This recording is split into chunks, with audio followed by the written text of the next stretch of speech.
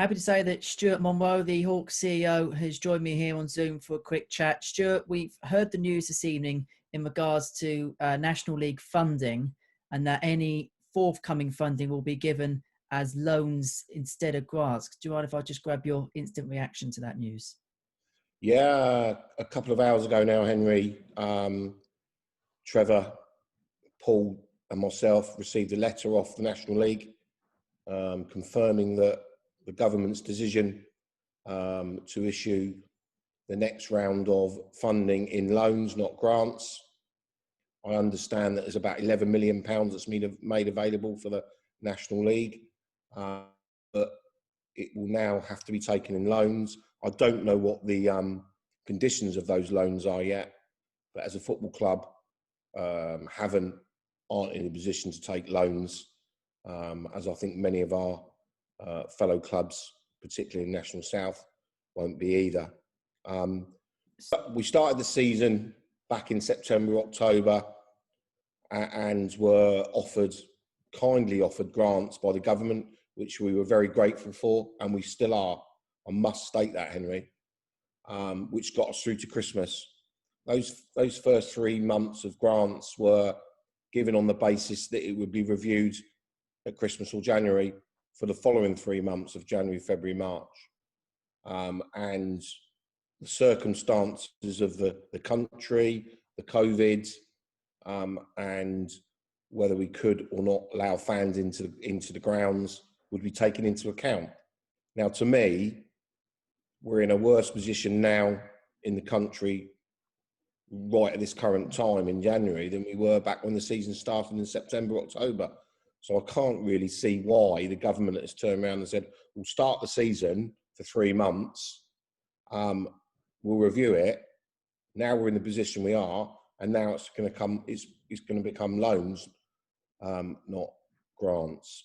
It seems that we've been asked to start under false pretenses, and it would now seem that if they continue with it being a loan, we won't finish the season. When I say we won't, I don't think the National League full stop will finish the season. I think there may be some clubs that give it a go and say that we can fund ourselves to the rest of the season, but I think there'll be many more that won't be able to do that, may even go out of business. And then how do you finish the season when certain teams have folded or not prepared to continue? It just makes a mockery of fair play, really.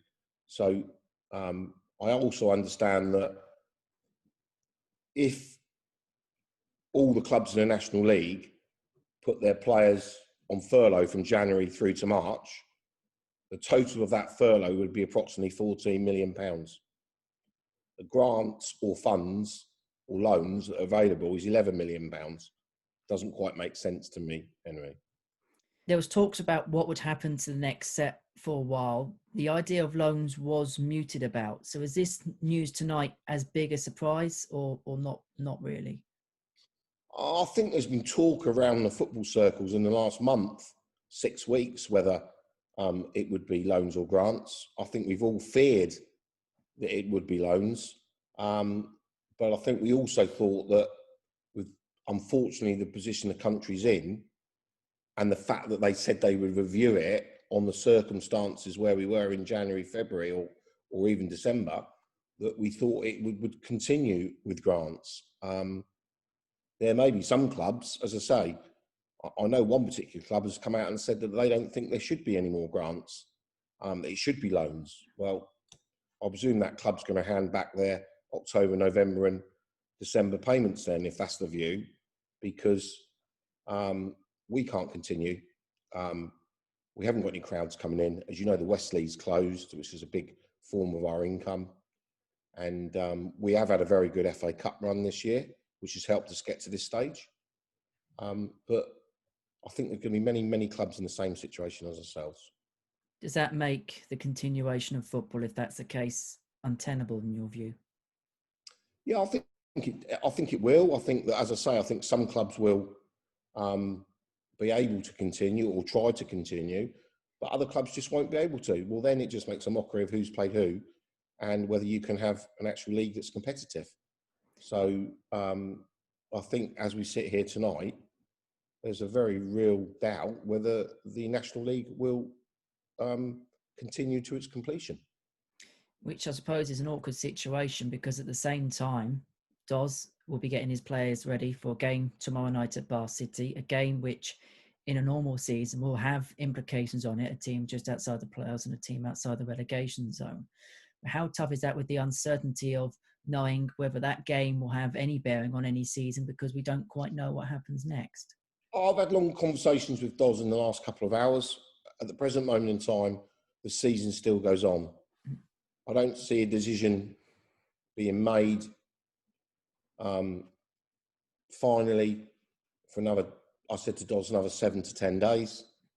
So we go to Bath tomorrow night, a very tough game. We go to Concord on Saturday, 2 away games that will be as committed as ever to win. And I'm sure Bath will be as well. So it is business as normal. We must concentrate on 7:45 tomorrow night. And I know Doz and the management team and the players will be. And we'll be doing the same at Concord on Saturday. But I can't talk to you really past Concord on Saturday, Henry, until I know where we're going to be in the next couple of weeks, because all clubs have got wage bills to pay at the end of January. And that's why I presume the emails come out today to say it's going to be loans, because we've only really got 10 days before the end of the month till salaries are due. And there'll be some tough talking around our boardroom table in the next 7 to 10 days. But football-wise, we'll be there at Bath tomorrow night, trying to get the 3 points, as we will be at Concord on Saturday. How concerned are you about the situation at the moment? I'm more concerned, Henry, about the safety and health and welfare of our players, and have been now for many months. But it's become more prevalent, but haven't, in the last 4 to 5 weeks, as you know yourself. There's a number of us that have suffered in the club from COVID, and a number of people that have been self-isolating. We've had many degrees of COVID. People have been very ill, and some people haven't. They've got it, but they haven't. But we've certainly seen in our club the impact that COVID can have in the last 4 to 6 weeks. We've been shut down twice and self-isolation twice, quite rightly. And we've still got people suffering now. So as the CEO of the club, I'm obviously concerned about the season going ahead or not, but I'm more concerned about the health and well-being of our staff and their families. We've spent, as you know, a fair bit of money recently on COVID tests. We're testing our players weekly. I've just bought on Saturday another 150 tests to make sure we continue to test our players weekly, and we can get early alerts if there's a problem. And we're doing everything we can to support our players and their families, not just physically, but mentally as well. There's a lot of concern, a lot of stress, a lot of anxiety when we know this new strain is causing a great deal of illness. So, albeit we want to continue, but we want to do it safely. And that's tough at the moment. As a football club, you are caught between, we need to continue to play because the National League want us to continue to play. Mm-hmm. But as I said earlier, as the CEO of the club, I'm caught between making sure we fulfill our fixtures and making sure our players are safe. And we're trying to do both at the moment, but it's very difficult. I was going to ask how difficult a juggling act that is, because there will be players that will have genuine concerns. They have young families. You know, people in management will be concerned because they've got families to look after. And of course, football does have an important thing in our lives, but we're in the middle of a pandemic, and as the saying goes, football is perhaps the most important of the least important things, and that perhaps now it's been surfaced more than ever. Yeah, I do think that. I think a lot of us are football fanatics. That's why we get involved, Mm-hmm. like yourself and like Doz and Derek and the like. But sometimes in life, other things are more important than football. And as a club at the moment, and I was speaking to Derek on Saturday and Doz on Saturday, we need to do the right things for our football club. And we are daily reviewing that position. And that will have to continue. But how long it continues for, I don't know, because of this funding issue. In regards to the testing, again, it's brought completely off the club's back. It's the club that are paying out the expenses for the testing. So unlike in perhaps some other sports and some areas, other areas in football, is being funded by the PFA or elsewhere. Everything that's being done in regards to COVID protocols are being done by the club at the club's expense. Yeah. And for instance, last Thursday, our vice chairman and club doctor Tim and his wife Lynn, who's our COVID officer, Natasha, our physio, and myself made sure everybody was tested.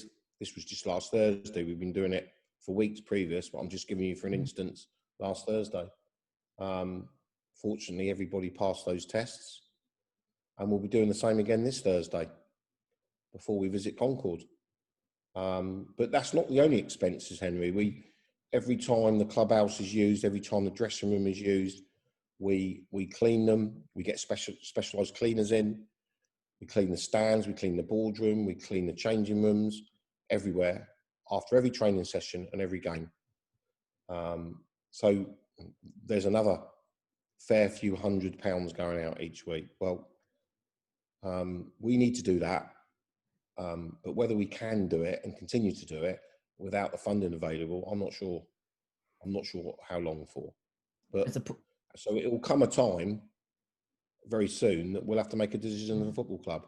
We're not there. We're not there at the moment, and we'll be at Bath tomorrow night.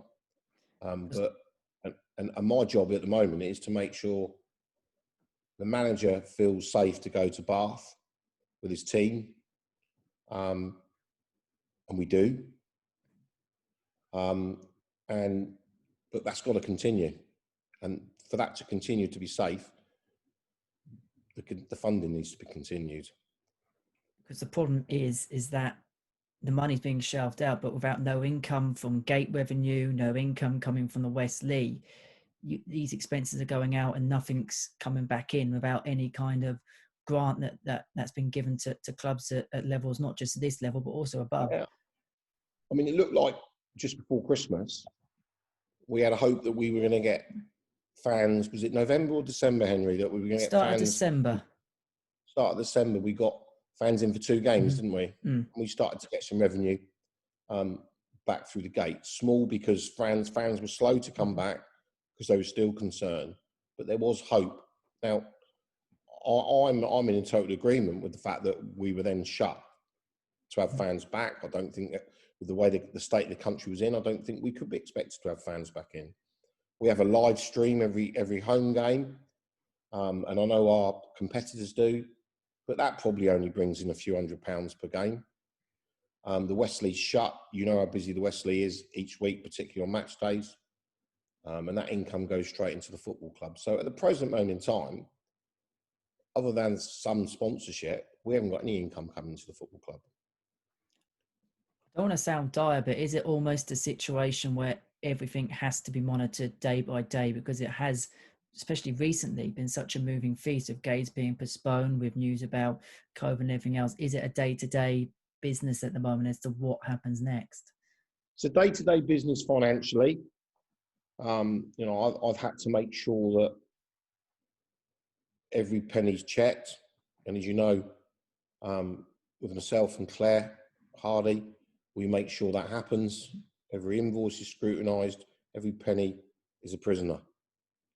So that's on the financial side. On the business side, on the football side, I'm speaking to Doz day to day to make sure the players are okay, make sure we can put a team out at Bath tomorrow night or at Concord on Saturday. There was training today. Spoke to him for an hour after training to make sure that everybody was healthy. The session went well, and we're ready to go to Bath tomorrow night. And we're not just checking those players physically. We're talking about their families. We're talking about their mental state, whether they're prepared to go and play. Because some people are frightened, they're scared. So there's the business side and there's a funding side. Then there's the real side as well of the players' health. And we saw a bit of that on Saturday. We were well beaten by Eastbourne Borough on Saturday. I've got to say, they thoroughly deserved their win, and I told their manager and the chairman that after the game.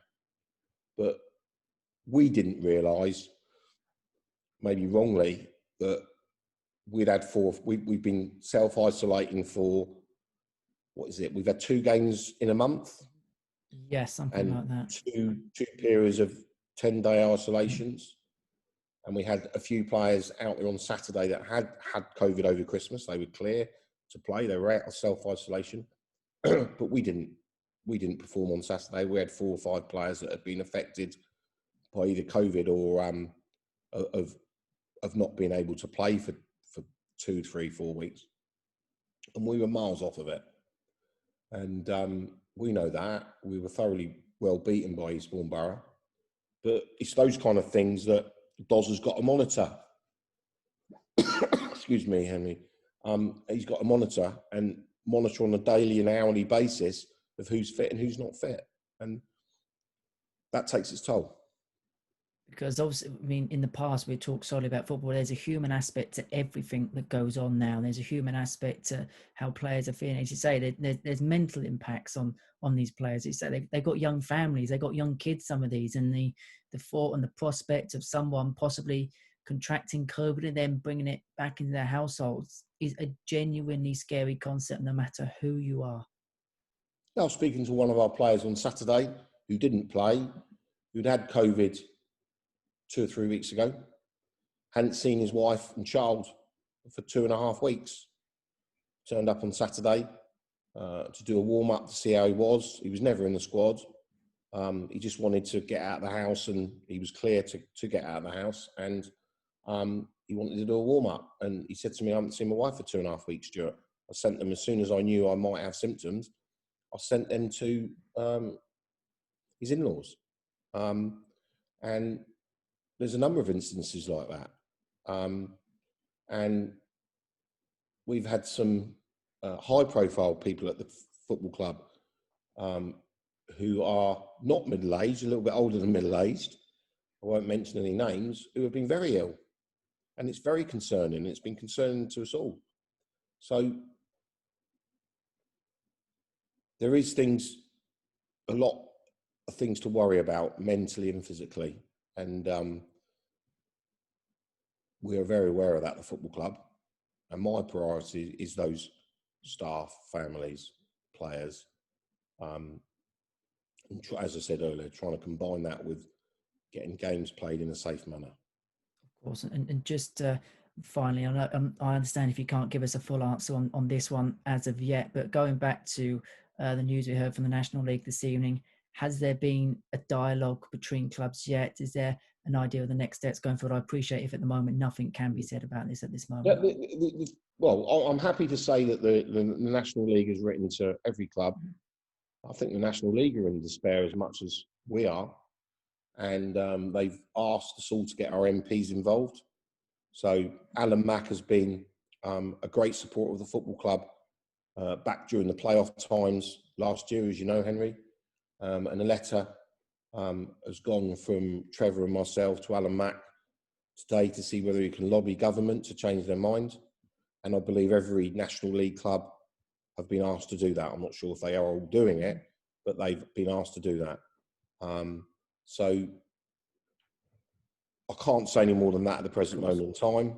I'm sure there's other things going on in the background, but this has got a limited period of probably 7 to 10 days, Henry, that if we are going to get grants, not loans, it's got to happen in the next 7 to 10 days.